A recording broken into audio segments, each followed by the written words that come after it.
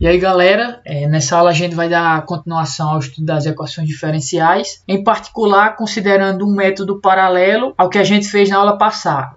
Brevemente, o que a gente fez na aula passada, relembrando aqui, foi estudar o que é uma equação diferencial, a sua definição matemática, e eu coloquei como exemplo também lá um circuito elétrico RC, que a gente viu como sendo uma motivação pela qual a gente deve estudar as equações diferenciais, certo? É uma aplicação de equações diferenciais. E resolvendo aquele circuito, aplicando as leis físicas da eletricidade, a gente chegou numa equação diferencial de primeira ordem, certo? Que a gente resolveu por um método conhecido como método de separação de variável, que consiste basicamente em você isolar de um lado da igualdade os fatores que apresentam a nossa função y, certo? Que é o nosso sinal de saída, é quem a gente quer encontrar, e do outro lado da equação a gente coloca os fatores que são conhecidos, certo? Eu fiz até uma analogia com as equações algébricas. Essa é a metodologia que a gente usa para resolver equações algébricas. É separar através de operações inversas, de um lado o que eu quero encontrar e do outro lado o que eu conheço, certo? E através dessa separação a gente consegue encontrar a nossa incógnita, certo? Que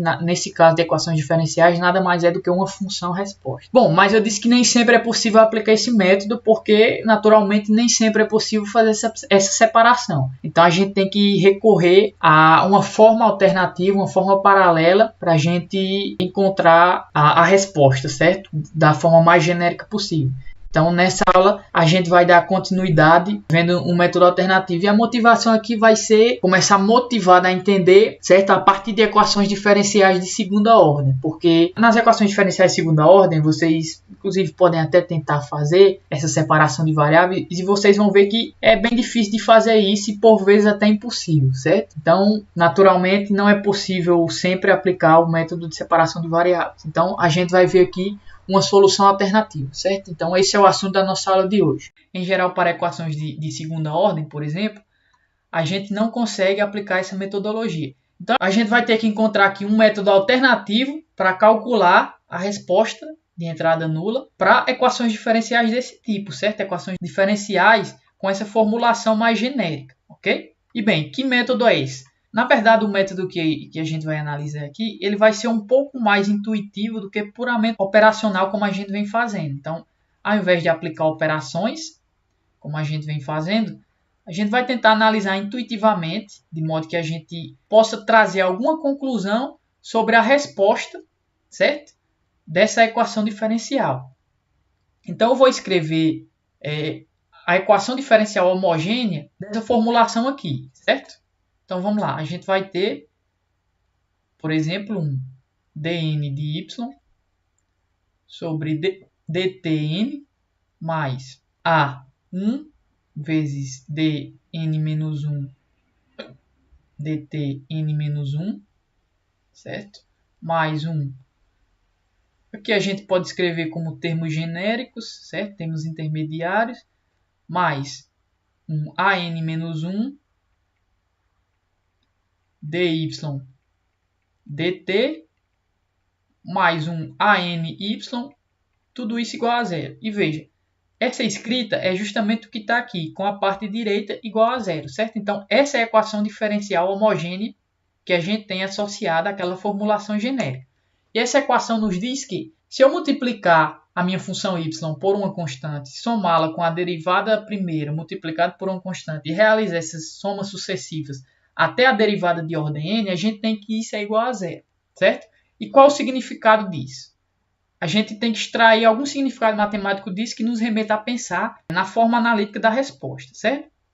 Então, para essa soma ser igual a zero, para a gente definir essa soma como sendo zero, a gente vai ter que y é uma função que ela está definida dentro da sua própria derivada, ou seja, existe uma relação de proporcionalidade entre a derivada e a própria função. E se a gente pensar um pouco sobre uma função que apresenta essa propriedade, a gente vai ver que é justamente a função exponencial. Então, uma função do tipo, vamos dar um exemplo em termos numéricos, y é igual a 3 exponencial de 2t. Se a gente derivar essa função, a gente vai ter que y ponto é igual a 2 vezes 3 exponencial de 2t, certo? Exponencial de 2t. Só que quem é essa parcela aqui? é justamente a nossa função y. Eu posso escrever isso aqui como y ponto é igual a 2 vezes y, ok? E se eu passar essa parcela para o outro lado da igualdade, a gente tem y ponto menos 2y é igual a zero. Isso aqui é uma equação diferencial, certo? Ou seja, para aquela formulação que a gente tem, para aquele tipo de equação diferencial homogênea, a exponencial ela é uma boa candidata a ser uma resposta, certo? Porque a gente acabou de ver que essa propriedade de as derivadas se proporcionar à própria função, se eu tiver uma função exponencial, por exemplo, genérica c exponencial de lambda t, a gente tem que ela vai necessariamente obedecer a essa equação diferencial. A gente só tem que determinar quem é c e quem é lambda de acordo com a equação diferencial que a gente tem, certo? Esse c e esse lambda tem que ser conveniente de modo que faça essa função ser solução dessa EDO homogênea, certo? Então, o nosso problema agora consiste em encontrar quem é c e quem é lambda. E veja que aqui eu não estou conjecturando que a nossa função exponencial ela é uma solução. Isso não é uma conjectura, isso é uma afirmação. Okay? Então, a gente vai partir da ideia de que a exponencial ela é de fato uma solução para esse tipo de equação diferencial, certo? Se ela é uma solução, a gente tem que descobrir quem é c e quem é lambda. E como é que eu vou fazer isso? Para fazer isso, eu vou substituir a minha função solução diretamente na equação diferencial, porque não existe problema nenhum em fazer isso.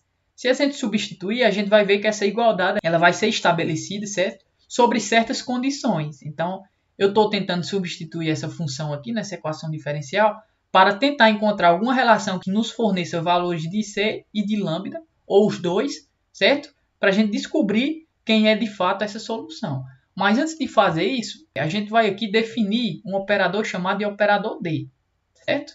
Que ele vai ser definido como sendo a operação de derivação aplicada a alguma função. Então agora, se eu quiser, por exemplo, calcular quem é dy dt, eu vou escrever isso aqui como sendo d de y, certo? Porque esse aqui é o operador D. Analogamente, se eu quiser calcular a derivada segunda de y, por exemplo, ao invés disso, a gente vai escrever d2 de y, certo? Lembre que isso aqui não é d ao quadrado, a gente apenas está... Isso aqui é um índice para dizer que a gente está calculando a derivada segunda da nossa função, certo? Eu estou aplicando derivadas sucessivas aqui, operações de derivações sucessivas, certo?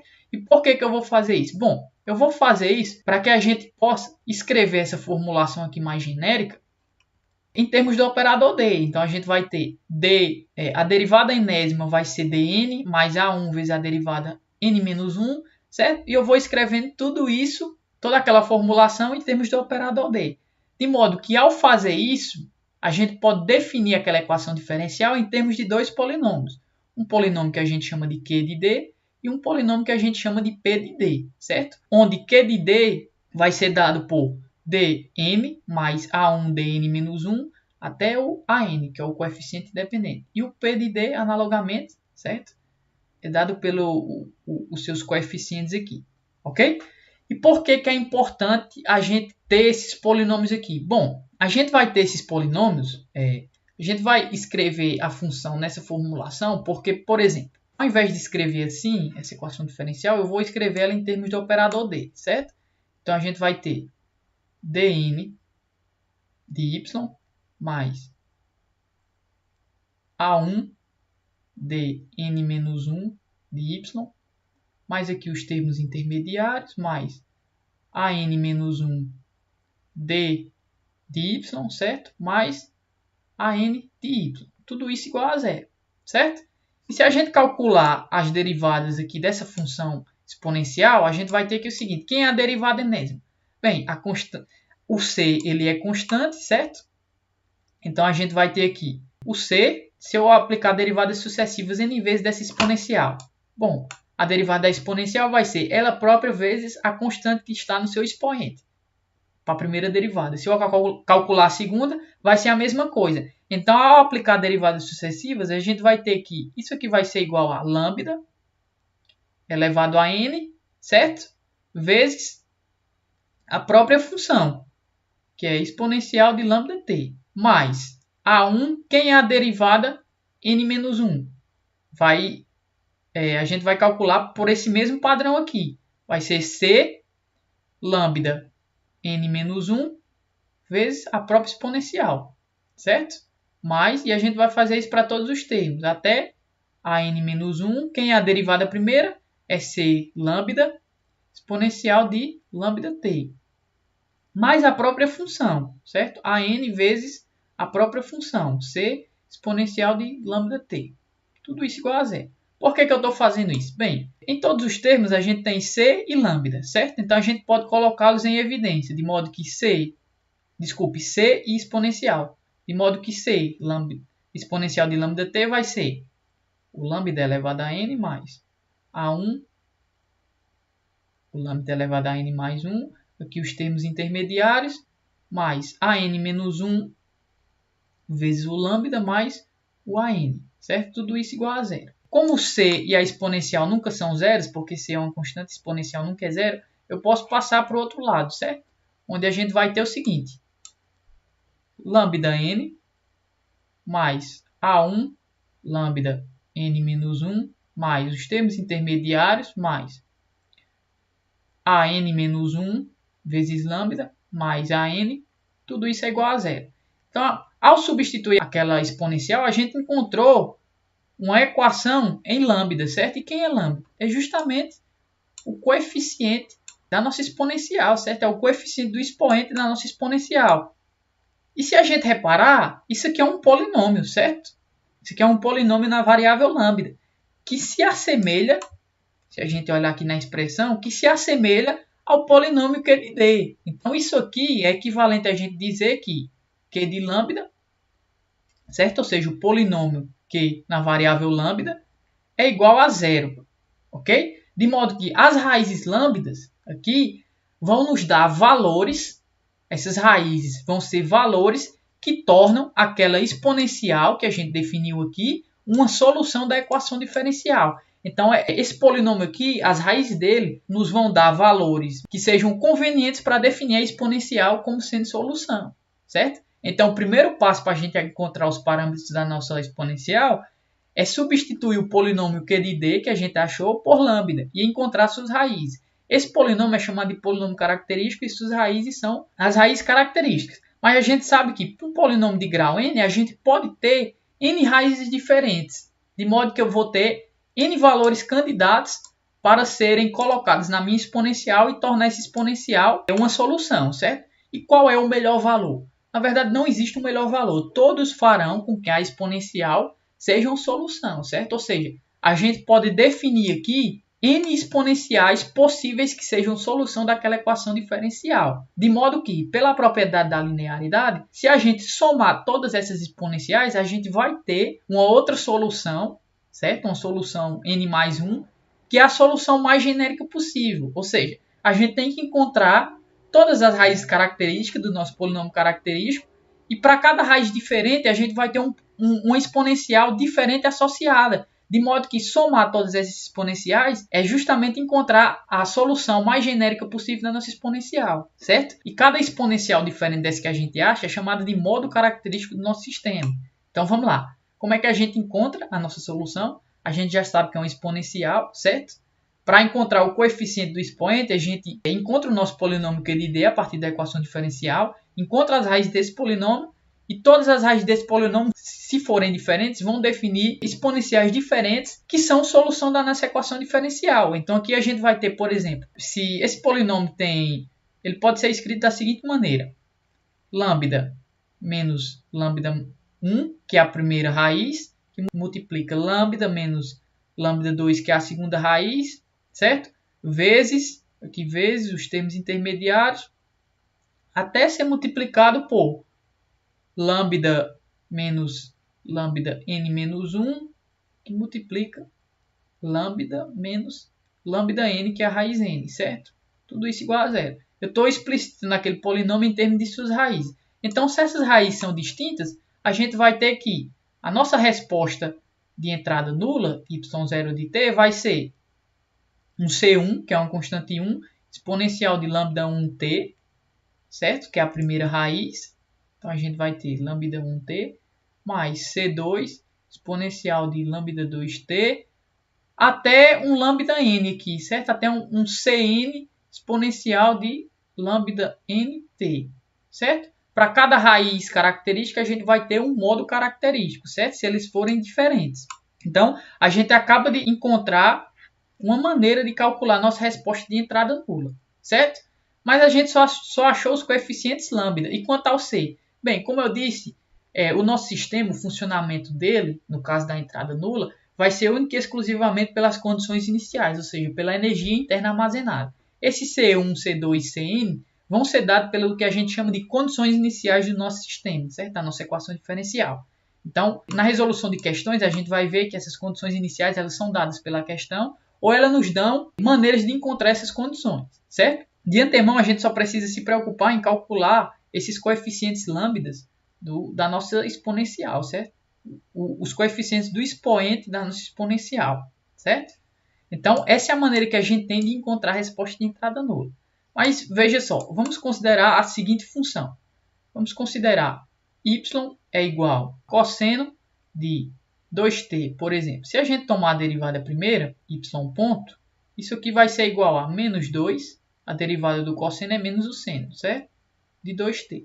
Se a gente tomar a derivada segunda, y2 pontos, isso vai ser igual a menos 4 cosseno de 2t, certo? Mas quem é cosseno de 2t? Quem é essa parcela aqui? É justamente o y, ou seja, y2 pontos pode ser escrito em termos do y, de modo que passando para o outro lado a gente vai ter y2 pontos mais 4y é igual a zero. E isso aqui também é um modelo de escrever, é uma forma de escrever aquela equação diferencial que a gente viu, certo? Na verdade, esse é um tipo de equação diferencial que se encaixa nas que a gente está estudando. E eu acabei de te provar que o cosseno é uma solução dessa equação diferencial. Então, é meio que um pouco confuso eu acabar de dizer que a exponencial ela é uma solução de qualquer equação diferencial daquele tipo, certo? Eu afirmei para vocês e acabar de provar que o cosseno também é uma solução. Então, a gente pode ter duas soluções diferentes? E, bem, a resposta é não. Na verdade, se vocês se recordarem bem, a gente consegue escrever exponenciais em termos de funções trigonométricas seno e cosseno, certo? Apenas sob uma condição. E que condição é essa? Se essa exponencial, por exemplo, ela tiver o seu expoente, ele for complexo. Então, a gente escreve como cosseno de θ mais j seno de θ, certo? Isso aqui é chamado de identidade de Euler. Se aparecer um cosseno, isso já nos dá uma ideia de que aquele cosseno nada mais é do que exponenciais complexas. Se a exponencial é complexa, e a gente sabe que o coeficiente dessa exponencial ele advém desse polinômio, então quer dizer que existe a possibilidade de terem raízes complexas nesse polinômio? De fato existe, porque, lembre-se, a gente está estudando equações diferenciais ordinárias com coeficientes constantes. E esses coeficientes do meu polinômio são justamente os coeficientes da nossa equação diferencial. E lembrem que eles são reais e são fixos, certo? São constantes. Então, se a gente tem um polinômio de coeficientes reais e constantes, a gente tem três tipos possíveis de raízes que esse polinômio podem ter. São raízes reais e distintas, que é como a gente acabou de ver, certo? E para cada raiz a gente tem um modo característico associado. Eles podem ter raízes complexas e podem ter raízes iguais. Então, não é incomum a gente ver polinômios, principalmente do segundo grau, que têm raízes iguais, certo? Raízes repetidas. Um exemplo disso é o polinômio x² mais 2x mais 1, certo? Se a gente calcular as raízes desse polinômio, a gente vai ver que o 1 é a raiz única desse polinômio, mas ele é uma raiz repetida, certo? Ele repete mais de uma vez, porque afinal o polinômio de grau 2 ele tem que ter duas raízes. Então, para cada possibilidade dessa de raiz, a gente vai ter uma expressão para a nossa resposta de entrada nula, certo? Então, para o caso de raízes reais e distintas, a gente viu que a expressão é essa. Para cada raiz diferente, a gente tem um exponencial associado. E a gente vai ver agora, para o caso de raízes reais iguais, certo? No caso, aqui a gente tem raízes reais e distintas, certo? Um exponencial, ou seja, um modo característico associado para cada raiz característica. E a gente pode ter raízes que se repetem, certo? Raízes que se repetem R vezes, por exemplo. Para esse caso, a gente também vai ter uma exponencial, só que essa exponencial ela é única, certo? Porque a gente só tem uma raiz multiplicada por constantes Só que essas constantes vão vir acompanhadas de um termo t. Então, para cada repetição da nossa raiz, a gente vai ter um termo t associado. Então, por exemplo, se a gente tem 3 raízes repetidas, se a gente tem uma raiz que repete 3 vezes, a gente vai ter C1 vezes a exponencial dessa raiz, mais C2 vezes t exponencial dessa raiz, certo? Já foram duas, essa e essa. E a gente vai ter uma terceira, que é um C3t ao quadrado exponencial de lambda t, sendo lambda a raiz. Então, se a raiz se repete 3 vezes, a gente vai ter 3 termos, onde o último termo vai ser um t elevado a r-1, onde r é a quantidade de vezes que essa raiz se repete, certo? Então, esse é o padrão para a nossa resposta quando as raízes elas se repetem, certo? A gente vai ver algumas questões, possivelmente, sobre isso. Na resolução de questões, a gente vai ver que, embora seja muita informação que a gente está vendo, na verdade, é bem sintético de se resolver isso, é bem simples. E o último caso são raízes complexas, certo? A gente viu que o nosso polinômio característico ele é formado por coeficientes constantes, certo? E reais. Se a gente tem coeficientes constantes e reais no nosso polinômio e as raízes são complexas, então a gente pode inferir que essas raízes complexas elas vão ser do tipo conjugadas, certo? Isso porque os nossos coeficientes são reais e são constantes, ok? Dadas as raízes complexas, a gente pode definir a partir delas a nossa resposta. Então essa resposta vai ser um C, que é uma constante que sempre vai aparecer e ela vai depender das condições iniciais, multiplicado por um exponencial de αt, onde α é a parte real da nossa raiz, vezes um cosseno de βt, onde β é a parte imaginária, certo? É o coeficiente da parte imaginária da nossa raiz, mais um θ. E esse θ, assim como o c, vai depender diretamente das condições iniciais, certo? São constantes a serem descobertas por meio das condições iniciais do sistema. E esses são os 3 casos que a gente tem para a resposta de entrada nula. Ou seja, dependendo das raízes do seu polinômio característico, você vai ter uma formulação específica, certo? Então, recapitulando, qual é o procedimento? A gente tem a equação diferencial, certo? Completa, aquela formulação genérica. A gente encontra a equação diferencial homogênea associada a ela, encontra o polinômio característico, as raízes características. Dependendo de como são essas raízes características, a gente vai definir qual é o formato da nossa resposta de entrada nula. Para o caso de raízes reais distintas, a gente vai ter diferentes exponenciais. Para o caso de raízes reais e repetidas, a gente vai ter uma única exponencial definida, porém ela vai ser multiplicada por constantes, bem como termos que são dados pela nossa variável, certo? Pelo nosso t. Se as raízes forem complexas, ela vai definir uma composição entre uma exponencial e um cosseno, certo? Então essa é a forma da gente definir de calcular a nossa resposta de entrada nula. E a gente vai ver um exemplo prático disso. Então a gente tem uma questão aqui que ela é dada da seguinte forma: d2, ou seja, derivada de ordem 2, mais 2d de y de t é igual a x de t, que é a nossa entrada, certo? E a questão quer que a gente encontre a resposta de entrada nula para o sistema e veja que ele dá as condições iniciais. Uma condição é referente à nossa resposta de entrada nula, certo? E a outra é referente à derivada dessa resposta de entrada nula. Então vamos lá. O que a gente tem que fazer? Qual é o primeiro passo? Encontrar a equação diferencial homogênea associada a essa equação diferencial, certo? Essa equação diferencial genérica. Então, a gente faz isso zerando o lado direito da equação. E veja, ele já dá aqui a nossa equação diferencial em termos do polinômio que ele dê, certo? Então, não precisa encontrar esse polinômio que ele dê. Tendo o polinômio que ele dê, a gente vai fazer Q de lambda igual a zero. De modo que lambda ao quadrado mais 2 lambda é igual a zero. Para resolver isso, a gente coloca lambda em evidência. E aqui fica lambda mais 2 igual a zero. Isso aqui tem duas soluções. Ou lambda é igual a zero, certo? Ou lambda é igual a menos 2. Em ambos os casos, se eu substituir aqui, essa igualdade ela será satisfeita. Ou seja, a gente tem uma raiz que é 0 e uma raiz que é 2. São raízes distintas. Então, nossa resposta de entrada nula vai ser 1. Um C1, né, que a gente definiu. Um C1 exponencial da primeira raiz, ou seja, exponencial de 0, mais um C2 exponencial da segunda raiz, certo?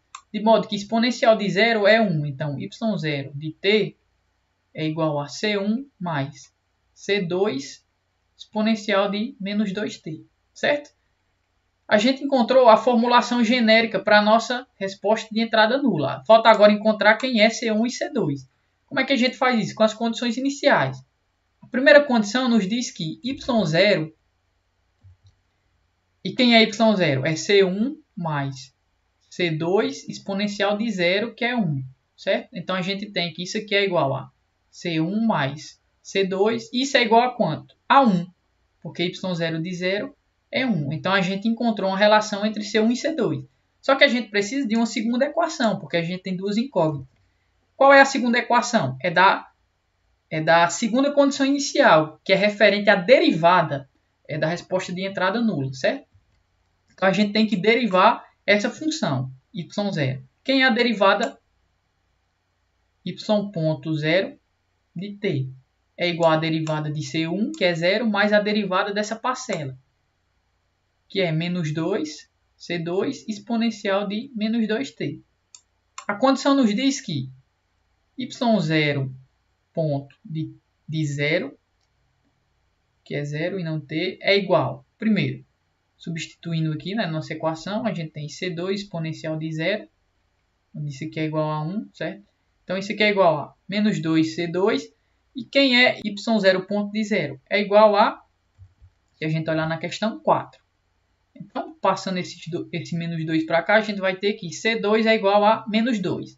Se C1 mais C2 é igual a 1, então C1 é igual a 1 menos C2. Então, C1 é igual a 1 menos C2, que é igual a 1 menos 2.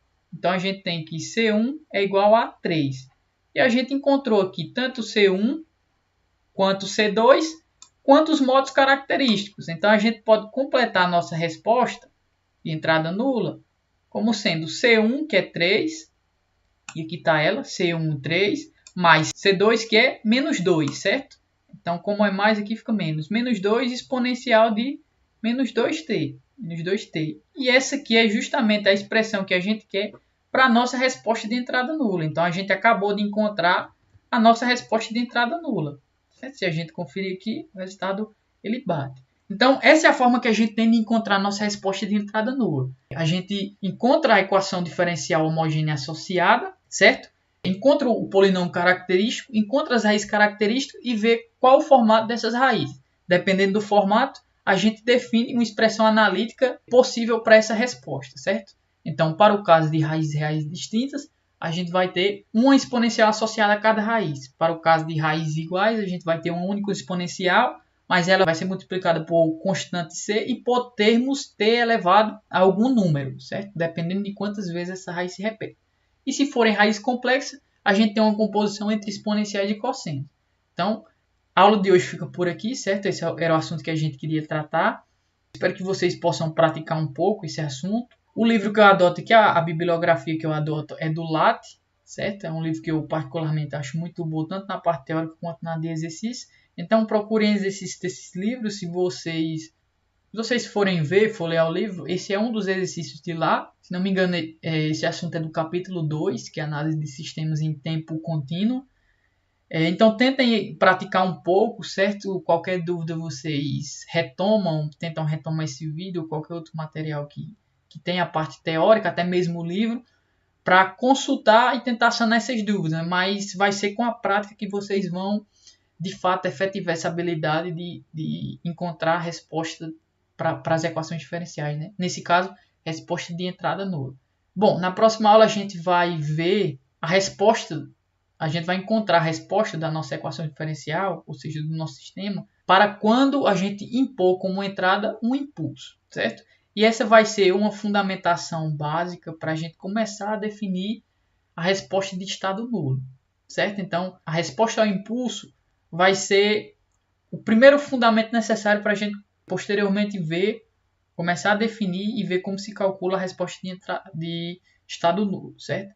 Então, é importante que vocês solidifiquem todos esses conceitos que a gente viu nessa aula, porque algumas coisas que a gente viu aqui, a gente vai usar para calcular a resposta ao impulso, certo? Então, por hoje é isso. Por essa aula é isso, certo? E espero que essa aula tenha te ajudado de alguma forma.